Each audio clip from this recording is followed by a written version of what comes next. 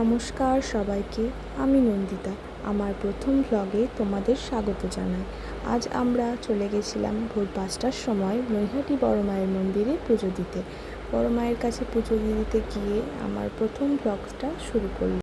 এখানে দেখো, আমরা জবা ফুলের মালা, পদ্ম ফুল, ফুলের ডালি সব কিছু নিয়ে বড় মায়ের মন্দিরে পৌঁছে গেলাম। এরপর দেখো, একজন জেঠিমা আমার কপালে বড় মায়ের নাম লেখা টিপ পরিয়ে দিচ্ছেন। আর আজকে জানো তো, এখানে না প্রচণ্ড ভিড় হয়েছিল আর গরমটাও খুব পড়েছে। মন্দিরের ভেতরে ঢুকে দেখলাম এখানে সবার দাঁড়ানোর জন্য সুব্যবস্থা করা রয়েছে। এখানে কারোরই কোনো অসুবিধা হওয়ার কথা না। আর এখানে জানো তো, মায়ের মন্দিরে সোম বুধ শুক্র প্রসাদ দেওয়া হয়। তোমরা সকাল সকাল এসে কুপনটা নিয়ে নিতে পারো। এরপর সবাই একে একে মায়ের মন্দিরে প্রবেশ করলাম। দেখো, এখানে মায়ের মুখটা দেখে মনটা যে এত শান্তিতে ভরে গেল, কি বলবো। বড় মায়ের এই মিষ্টি মুখখানা দেখলে কার না মন ভালো হয়ে যাবে, তোমরাই বলো।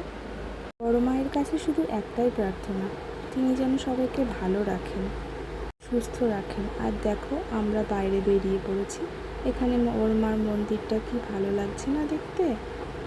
আর জানো তো, এখানকার এই প্যারা সন্দেশ খেতে না আমার খুব ভালো লাগে, তাই বাড়ির জন্য কিছুটা নিয়ে নিয়েছিলাম। আর দেখো, এখানে সবাই গঙ্গা স্নান করে দণ্ডি কাটতে কাটতে একে একে বড় মায়ের কাছে পৌঁছে যাচ্ছে। আর এই যে এই গঙ্গার ঘাটটা দেখছো, এখানেই কিন্তু বড় মায়ের মূর্তিটা বিসর্জন দেওয়া হয়, জানো তো।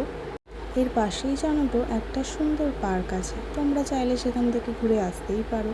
আর এই দেখো, এখানে কত বড় মায়ের ফটো। আমরা একটা এখান থেকে বড় মায়ের ফটো নিয়ে বাড়ির দিকে রওনা দিলাম। আর দেখো, আমাদের ছোট্ট পুচকু গোপালের জন্য একটা জামাও নিয়ে নিলাম। আমার ব্লগটা যদি তোমাদের ভালো লেগে থাকে তাহলে লাইক, কমেন্ট অ্যান্ড সাবস্ক্রাইব করো। Thank you.